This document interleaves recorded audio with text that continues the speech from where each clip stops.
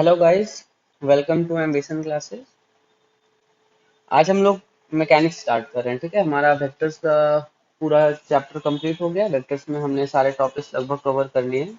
आज हम लोग मैकेनिक्स स्टार्ट कर रहे हैं। ठीक है, तो सबसे पहले तो ये चीज़ है कि मैं सिलेबस के बारे में याद दिला दूं थोड़ा सा। सबसे पहले हमें वेक्टर पढ़ना था, उसके बाद हमें मैकेनिक्स में लगभग 6-7 चैप्टर्स आते हैं, जैसे कि काइनेमेटिक्स आ जाता है, न्यूटन्स लॉ ऑफ मोशन आ जाता है, वर्क पावर एनर्जी आ जाता है, उसके बाद रोटेशनल डायनेमिक्स आ जाता है, उसके बाद हमारा एसएचएम आ जाता है। तो ये सब बहुत सारे चैप्टर्स है। सर्कुलर मोशन भी समझ सकते हैं, एक अगर अलग चैप्टर मान ले उसको तो एक सर्कुलर मोशन भी आ जाता है।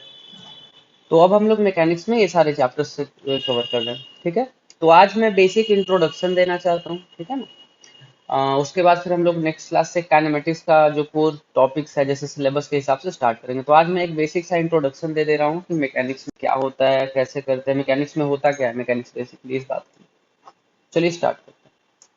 तो फर्स्ट ऑफ ऑल अगर बात किया जाए मैकेनिक्स का, ठीक है, तो मैकेनिक्स क्या होता है, व्हाट इज मैकेनिक्स। सबसे पहला तो बात तो ये ना कि मैकेनिक्स में पढ़ना क्या होता है, मैकेनिक्स है क्या बेसिकली। ठीक है, तो सबसे पहले ये समझते हैं। तो mechanics it is a branch of science which deals with energy and forces and their effects on body। मतलब क्या हुआ इसका कि ये एक साइंस का वो ब्रांच है जहां पे हम लोग फोर्सेस और एनर्जी का बॉडी पे क्या इफेक्ट होता है हम उसके बारे में पढ़ते हैं। जैसे अगर मैं एग्जांपल दे रहा हूँ, रोड पे कोई ऑब्जेक्ट है, अगर आप उसको ऐसे पैर से मारेंगे तो वो दूर चला जाता है। तो आपने उस पर एक फोर्स अप्लाई किया, आपने उसको एक एनर्जी दिया, तो उसका क्या इफेक्ट हुआ कि वो हमसे थोड़ी दूर चला गया। और एग्जाम्पल आप बहुत सारा ले सकते हैं। काइनेमेटिक्स में क्या है, क्रिकेट खेलते हैं जनरली बच्चे। तो क्रिकेट खेलने में क्या है, हम लोग बॉल उधर से बॉलर फेंकता है, हम उसे बैट से मारते हैं। ठीक है, अब बैट से हमने उसे मारा तो क्या किया, हमने एक फोर्स अप्लाई किया, उसे एक काइनेटिक एनर्जी दी। तो उससे क्या हुआ, आप लोग खुद सोच के देखिए, अगर आपने पूरा लोफ्ट करके एक शॉट लगाया है तो क्या होता है, वो उड़ उड़ के जाता है, छक्का चला जाता है, कैच आउट हो जाता है। तो बेसिकली क्या होता है, यहाँ से ऐसे उड़ा और ये ऐसे आकर के यहाँ पे छक्का गया या फिर वो आउट आउट हो गया। बेसिकली कुछ भी हो सकता है। तो इससे क्या पता चलता है कि हमने उस पर कुछ फोर्स लगाया, उसका क्या इफेक्ट हुआ।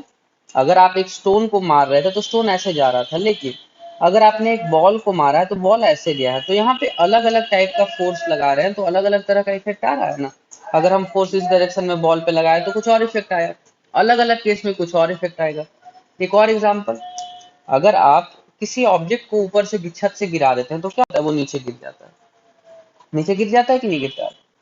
तो ये क्या हुआ, ग्रेविटेशनल फोर्स उस पर एक्ट कर रहा था तो उसका इफेक्ट है वो। तो मैं कहना ये चाह रहा हूँ कि यहाँ पे जो भी अलग अलग टाइप ऑफ फोर्सेस नेचर में प्रेजेंट होते हैं, कोई तरीके का रेस्ट्रिक्शन नहीं है यहाँ पे कि कौन सा फोर्स लगा सकते हैं या फिर कैसा मोशन हो सकता है। मोशन और फोर्स के लिए कोई रेस्ट्रिक्शन नहीं है, आप कोई भी फोर्स लगाएं, कोई भी मोशन हो, उस मोशन को हम लोग मैकेनिक्स के अंदर ही पढ़ेंगे। क्लियर है, ठीक है ना। चलिए आगे बढ़ते हैं। अब हम लोग देखते हैं क्लासिफिकेशन ऑफ मैकेनिक्स, मतलब मैकेनिक्स को कैसे क्लासिफाई किया गया है, मैकेनिक्स में क्या क्या टाइप्स है, मैकेनिक्स में क्या क्या पढ़ना है हम लोग को। तो बेसिकली मैकेनिक्स को दो टाइप में क्लासिफाई किया गया है, एक होता है स्टैटिक्स और दूसरा होता है डायनेमिक्स। स्टैटिक्स क्या है, स्टैटिक्स वो ब्रांच है मैकेनिक्स का which deals with bodies at rest, जिसमें हम लोग बॉडीज एट रेस्ट के बारे में पढ़ते हैं। जब बॉडी रुका हुआ है उस पर अगर हम फोर्स अप्लाई कर रहे हैं तो क्या इफेक्ट होता है। जैसे कि आप कह सकते हैं कि एक टेबल रखा हुआ है, ठीक है, आप टेबल के ऊपर एक फोर्स लगा रहे हैं, ऊपर से मैं बात कर रहा हूँ, ठीक है ना। ये हमारा टेबल है, आप इसके ऊपर खड़े होकर के इस पे एक फोर्स लगा रहे हैं। तो ये टेबल अगर स्ट्रांग है, सपोज ये लोहे का टेबल है, तो ये टूटेगा तो नहीं, ये कंफर्म है। लेकिन ये हिल भी तो नहीं रहा है ना, आप इस पे एक फोर्स लगा रहे हैं और ये हिल भी नहीं रहा, ये आगे पीछे नहीं जा रहा है, नीचे भी नहीं जा रहा है। तो ये क्या है, ये बॉडी जो है वो रेस्ट पे है। तो अगर हम इस बॉडी के बारे में स्टडी करेंगे, वो बॉडी जो कि रेस्ट में है और इस पे कोई फोर्स एक्ट कर रहा है, तो उसे हम स्टैटिक्स के अंदर पढ़ेंगे। मतलब स्टैटिक्स क्या है, स्टैटिक्स वो पढ़ाई है, मतलब वो टॉपिक है, वो ब्रांच है मैकेनिक्स का जिसमें हम लोग बॉडीज एट रेस्ट के बारे में पढ़ते हैं। अगर कोई भी बॉडी, कोई भी ऑब्जेक्ट, कोई भी सामान अगर रेस्ट पे है, रुका हुआ है, हम लोग उसके बारे में पढ़ रहे हैं, तो वो हमारा स्टैटिक्स कहलाता है। दूसरा चीज है डायनेमिक्स। डायनेमिक्स क्या होता है, डायनेमिक्स ब्रांच ऑफ मैकेनिक्स है which deals with bodies in motion. अगर बॉडी मोशन में है, हम लोग उसके बारे में पढ़ रहे हैं तो उसे हम लोग डायनेमिक्स कहते हैं। ठीक है, जैसे यहाँ पे रेस्ट मोशन में तो हर ऑब्जेक्ट, जैसे एक कार रोड पे चल रहा है, हम लोग उसके बारे में अगर पढ़ रहे हैं तो वो डायनेमिक्स के अंदर आएगा। अगर एक बॉल है, वो फुटबॉल है, वो मतलब खेलते टाइम जो फुटबॉल रहता है इधर उधर जाते रहता है, वो भी एक बॉडी मोशन है, तो हम उसे भी डायनेमिक्स के अंदर ही पढ़ेंगे। अब इसके बाद देखते हैं कि डायनेमिक्स को भी फर्दर 2 पार्ट्स में डिवाइड किया गया। पहले तो मैकेनिक्स को हमने 2 पार्ट में डिवाइड किया, स्टैटिक्स और डायनेमिक्स, लेकिन हमने डायनेमिक्स को भी फर्दर 2 पार्ट में डिवाइड किया। मैंने नहीं किया, ये क्लासिफिकेशन किया गया है, काइनेमेटिक्स के और काइनेटिक्स। अब काइनेमेटिक्स और काइनेटिक्स क्या होता है इसे भी समझते हैं अच्छे से, है ना। दोनों लेकिन डायनेमिक्स का पार्ट है, दोनों में हम लोग ऑब्जेक्ट मोशन में रहेगा हम उसी के बारे में पढ़ेंगे। मतलब क्या है, ऐसा नहीं कि काइनेमेटिक्स में बॉडी रुक जाएगा, काइनेटिक्स में चलने लगेगा, ऐसा नहीं, दोनों में बॉडी मोशन में रहेगा, लेकिन अलग अलग क्यों पढ़ रहे हैं तो ये समझते हैं। तो काइनेमेटिक्स में क्या है, काइनेमेटिक्स में we don't consider the cause of motion, और काइनेटिक्स में we consider the cause of motion. अब इसको ध्यान से समझना है। कॉज ऑफ मोशन का मतलब है कि मोशन होने का कारण क्या है, समझ रहे हैं ना। अगर एक ऑब्जेक्ट है, कोई भी ऑब्जेक्ट है, वो मोशन कर रहा है तो उसका कारण क्या होता है, जनरली हम उस पर एक फोर्स अप्लाई करते हैं, तभी ना मोशन करेगा। एक ऑब्जेक्ट रुका हुआ है, अगर वो मोशन करने लगा तो क्या रीजन हो सकता है, एक ही रीजन हो सकता है यूनिवर्स में कि उस पर कुछ फोर्स अप्लाई किया गया है। किसी को इसमें डाउट नहीं होना चाहिए। जहां तक मुझे अंदाजा है कि अगर कोई ऑब्जेक्ट रेस्ट में है, ये न्यूटन फर्स्ट लॉ आप लोग पढ़े होंगे 9th में, वहां पे भी ये चीज बताया गया है कि object is rest remains at rest unless और until external force is applied on it. तो जब तक उस पर कोई एक्सटर्नल फोर्स अप्लाई नहीं किया जाता है, जब तक उस पर कोई एक्सटर्नल फोर्स अप्लाई नहीं किया गया है, हम कह सकते हैं कि वो रेस्ट में ही रहेगा, वो मोशन नहीं कर सकता। तो अगर हम लोग फोर्स के बारे में नहीं पढ़ रहे हैं, मतलब हमको मतलब नहीं है कि क्या फोर्स एक्ट कर रहा है, हमको सिर्फ मतलब है उसके मोशन से, ठीक है ना। अगर हमको फोर्स के बारे में कोई इंफॉर्मेशन नहीं पता है, हमें सिर्फ पता है कि फोर्स लगने के बाद उसका ये वेलोसिटी है, ये एक्सिलरेशन है, और ये डिस्प्लेसमेंट है, जो भी है, अगर हमें सिर्फ और सिर्फ उसका एक्सिलरेशन, वेलोसिटी और डिस्प्लेसमेंट ये सब पता है, हमें फोर्स नहीं पता, तो हम उसे काइनेमेटिक्स के अंदर पढ़ेंगे। लेकिन अगर हमें फोर्स के बारे में पूरा इंफॉर्मेशन है, हमें पता है कि उस पर कितना फोर्स लग रहा है, उसका एक्सेलरेशन कितना होगा उस फोर्स की वजह से, मास का वहां पे काम आता है, मास का भी वहां पे काम आता है, तो उन सब चीजों को हम काइनेटिक्स के अंदर पढ़ेंगे। तो काइनेमेटिक्स में हमें फोर्स के बारे में मतलब क्या चिंता करने का जरूरत नहीं है। काइनेटिक्स में फोर्स के बारे में ही चिंता करना पड़ता है, फोर्स के बारे में ही पढ़ना पड़ता है काइनेटिक्स में, कि फोर्स का इफेक्ट क्या होगा। हमें यहाँ पे काइनेमेटिक्स में क्या है, काइनेमेटिक्स में सिर्फ और सिर्फ मोशन के बारे में पढ़ना है, मतलब उसका क्या वेलोसिटी है, उसका क्या एक्सेलरेशन, उसका क्या डिस्प्लेसमेंट है। फोर्स से हमें यहाँ पे कोई मतलब नहीं है, ठीक है। चलिए आगे बढ़ते हैं। अब मैं काइनेमेटिक्स का थोड़ा सा बताता हूँ। अभी मैं काइनेमेटिक्स से स्टार्ट कर रहा हूँ ना, काइनेटिक्स बाद में होगा, काइनेटिक्स में कुछ और है, अभी फिलहाल मैं काइनेमेटिक्स का बात कर रहा हूँ, ठीक है। तो काइनेमेटिक्स में हम लोग देखते हैं कि क्या क्या पढ़ना है। अगर काइनेमेटिक्स का मैं बात करूँ तो देखते हैं कि इसमें क्या क्या पढ़ना होता है हम लोग को। तो काइनेमेटिक्स में बेसिकली दो चीज पढ़ना है हमें। अगर मोटा मोटी देखा जाए तो एक है 1D मोशन और दूसरा है 2D मोशन। 1D मोशन का क्या मतलब है कि वन डायमेंशनल मोशन, आइदर वो एक्स एक्सिस के अलोंग होगा, जैसे ये एक्स वाई जेड है, तो या तो मोशन इधर हो रहा है, या मोशन इधर हो रहा है, या मोशन इधर हो रहा है, हमें बस इतने से मतलब है। हाँ, मोशन इधर जाके इधर नहीं जा सकता, ये एक पक्का बात है 1D मोशन में। 1D का मतलब ही होता है वन डायमेंशन, मतलब वो अपना डायरेक्शन चेंज नहीं कर सकता। अगर कोई ऑब्जेक्ट अपना डायरेक्शन चेंज नहीं कर रहा है तो हम उसे 1D मोशन में ही पढ़ेंगे। अब इसका एग्जांपल्स आप लोग पूछ सकते हैं कि सर ऐसा क्या है जो कि डायरेक्शन, अब एक सिंपल बहुत दो तीन सिंपल एग्जांपल मैं देता हूँ। अगर हम किसी बॉल को छत से गिराते हैं तो वो नीचे गिरता है डायरेक्टली ऐसे, क्या वो ऐसे ऐसे करके गिरता है, नहीं गिरता है, वो सीधा गिरता है। तो क्या हो गया, ये एक 1D मोशन है। 1D मोशन का मतलब वन डायमेंशन है, ये अपना डायरेक्शन चेंज नहीं कर सकता है। हाँ, आप बोलेगा कि सर हवा बहता है, तो हवा बह रहा है वो एक्सटर्नल फैक्टर हो गया ना। हम फिलहाल बात कर रहे हैं कि फ्री फॉल अंडर ग्रेविटी, मतलब वहां पे कोई और फोर्स नहीं है। तो एक ऑब्जेक्ट को छत से गिरा, नीचे गिर गया, ये एक हो गया 1D मोशन। दूसरा एग्जांपल, ट्रेन का एग्जांपल ले सकते हैं। अगर वो पटरी पे चलता है तो स्ट्रेट लाइन में चलता है। अब बोलेगा कि सर वो भी तो कभी कभी टर्न लेता है, तो हाँ कभी कभी लेता है, बट 99% टाइम तो वो स्ट्रेट लाइन में ही चलते रहता है ना। कभी कभी स्टेशन ये सब आते टाइम वो थोड़ा बहुत टर्न होता है, तो वो भी ऐसा नहीं कि ऐसा हो जाए, थोड़ा बहुत टर्न लेता है। लेकिन हाँ वो भी, मैं कह रहा हूँ, मैं ऐसा नहीं मान रहा हूँ कि वो 1D है, लेकिन हाँ, लेकिन वो बहुत कम टाइम के लिए होता है। अगर डायरेक्शन चेंज बात की जाए ट्रेन का, तो वो बहुत कम टाइम के लिए होता है, मैक्सिमम टाइम पे ट्रेन स्ट्रेट लाइन में चलता है, तो वो भी एक तरह का वन डी मोशन है। अब वन डी मोशन में क्या क्या पढ़ना होता है, तो एक तो नॉर्मल वन डी मोशन, जैसे रोड पे कार चल रहा है, एक दौड़ रहा है कोई। हाँ, एक और एग्जांपल ले सकते हैं, जैसे कि 100 मीटर का रेस आपने देखा होगा, उसेन बोल्ट ये सब तेज दौड़ता है, भयानक टाइप का।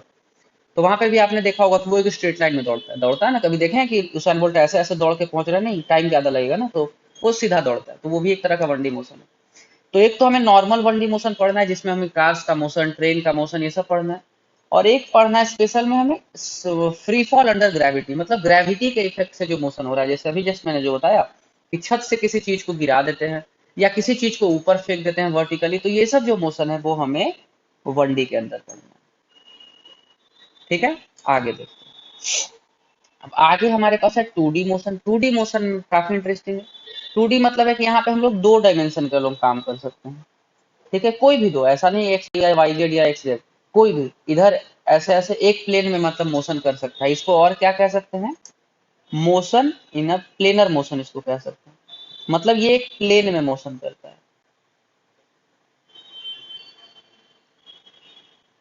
ठीक है ना। चलिए, अब प्रोजेक्टाइल मोशन का, अब इसमें टू डी मोशन का एग्जांपल्स क्या है, जैसे कि क्या कह सकते हैं, रोड पे जो कार चल रहा है अगर, तो वो जनरली क्या करता है, उड़ता तो नहीं है, वो सीधा जाएगा, इधर जाएगा, इधर जाएगा, इधर जाएगा, वो उड़ नहीं सकता, ऊपर नीचे नहीं जा सकता, सिर्फ आगे पीछे लेफ्ट राइट जा सकता है। ठीक है, तो उसे हम टू डी मोशन के अंडर कंसिडर कर सकते हैं। इसका एग्जाम्पल इसमें हम लोग को क्या क्या पढ़ना है, तो एक प्रोजेक्टाइल मोशन पढ़ना है। प्रोजेक्टाइल मोशन क्या होता है, प्रोजेक्टाइल मोशन का मतलब है, अगर हम किसी चीज को यहाँ से थ्रो कर रहे हैं किसी एंगल से, ऐसे गया और ऐसे गिर गया, जैसे बैट से खेलते तो छक्का मारते हैं ना, वो वाला केस। या फुटबॉल में जब मेसी फ्री किक लेता है, वो भी एक तरह का प्रोजेक्टाइल मोशन हो जाता है। या फिर जब कोई गोलकीपर किक करता है बॉल को, तो वो भी एक प्रोजेक्टाइल मोशन हो गया। तो प्रोजेक्टाइल मोशन बेसिकली यही है कि किसी चीज को हमने थ्रो किया है हवा में, वो थोड़ी दूर जाके गिर गया, वो प्रोजेक्टाइल मोशन है। दूसरा इसमें हमें क्या पढ़ना है, horizontal circular motion. Horizontal circular motion का क्या मतलब है, हाँ, दो चीज समझिए, हॉरिजॉन्टल सर्कुलर मोशन और वर्टिकल सर्कुलर मोशन। अगर एक घड़ी का मैं बात करूं, एक दीवार पे घड़ी लगा हुआ है, तो इसका जो ये हैंड है, ये ऐसे ऐसे मोशन करता है, तो ये एक वर्टिकल सर्कुलर मोशन है। अब हॉरिजॉन्टल सर्कुलर मोशन क्या है, रेस ट्रैक है, मान लेते हैं एक रेस ट्रैक है ऐसे, यहाँ पे एक रेस ट्रैक है और इस पे कार चल रहा है, इस पे ऐसे ऐसे कार चल रहा है सर्कुलर रोड पे, तो ये क्या हो गया, हॉरिजॉन्टल सर्कुलर मोशन। हॉरिजॉन्टल का क्या मतलब है कि जमीन में चल रहा है, और वर्टिकल का मतलब है कि जमीन के परपेंडिकुलर चल रहा है, जैसे घड़ी का जो कांटा चलता है, ये जो वॉल क्या बोलते हैं, दीवार घड़ी है, तो इसका जो कांटा ऐसे ऐसे चलेगा, तो वो वर्टिकल सर्कुलर मोशन में चलता है। ठीक है ना। तो ये डिफरेंस है हॉरिजॉन्टल सर्कुलर मोशन में और वर्टिकल सर्कुलर मोशन में। तो फिलहाल हमें सिर्फ और सिर्फ हॉरिजॉन्टल सर्कुलर मोशन पढ़ना है। वर्टिकल सर्कुलर मोशन जब हम लोग न्यूटन्स लॉ ऑफ मोशन पढ़ लेंगे, जब हम वर्क पावर एनर्जी पढ़ लेंगे, उसके बाद हमें वर्टिकल सर्कुलर मोशन पढ़ना है। अभी फिलहाल सिर्फ हॉरिजॉन्टल के बारे में पढ़ना है। ठीक है, चलिए, अब क्या है, अब इसके बाद हमें रिलेटिव मोशन पढ़ना है। रिलेटिव का मोशन का क्या मतलब है कि एक के रिस्पेक्ट में दूसरे का क्या मोशन हो रहा है। ठीक है, जैसे आप एक ट्रेन पे हैं, आपको ट्रेन पे बगल वाला आदमी बैठा हुआ दिख रहा है, लेकिन अगर कोई बाहर से उसको देखेगा तो उसको वो चलता हुआ दिखेगा, तो अलग अलग ऑब्जर्वेशन आ रहा है ना। तो इसका रीजन यही होता है कि रिलेटिव मोशन, आपके रिस्पेक्ट में वो रुका हुआ है, लेकिन बाहर वाले के रिस्पेक्ट में तो वो चल रहा है ना। तो रिलेटिव मोशन हम लोग को पढ़ना है। अब रिलेटिव मोशन में क्या क्या पढ़ना है, तो रिलेटिव मोशन में वन डी रिलेटिव मोशन पढ़ना है, टू डी रिलेटिव मोशन पढ़ना है। ठीक है, एक हमारा हो गया वन डी रिलेटिव मोशन और दूसरा हो गया टू डी रिलेटिव मोशन।